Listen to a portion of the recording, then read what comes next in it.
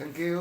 নবম দশম শ্রেণীর শিক্ষার্থীরা খেয়াল করো, বোর্ডে দেওয়া আছে বইয়ের মূল বই, গণিত মূল বইয়ের 52 নম্বর পৃষ্ঠার 17 নম্বর উদাহরণের খ নম্বর অঙ্কটি আমি সমাধান করে দিচ্ছি। দেখো, x প্লাস ওয়াই সমান 5, এক্স মাইনাস ওয়াই সমান 1 হলে x to the power 5 plus Y to the power 5 equal কত?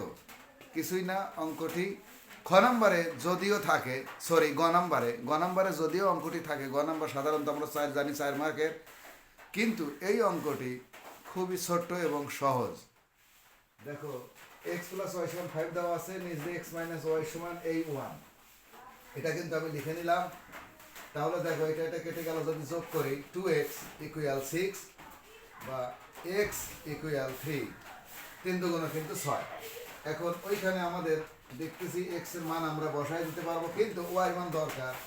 তাহলে আবার লিখবো x plus Y equal 5, x minus Y equal 1। তাহলে এটা আমরা কিন্তু বিয়োগ করে দিচ্ছি।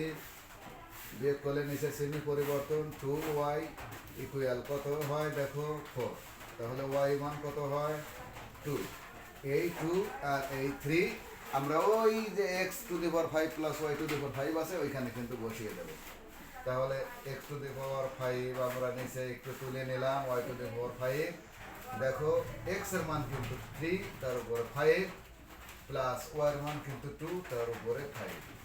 তাহলে x এর উপরে 3 এর উপরে 5, অর্থাৎ 3 কয়বার গুণ হবে? 5 বার। 3 3কে 9, দুটি 3 গুণ করলে 3 3কে 9, 3 9 27, 3 27 81, 81কে আবার 3 দেয়, অর্থাৎ 243।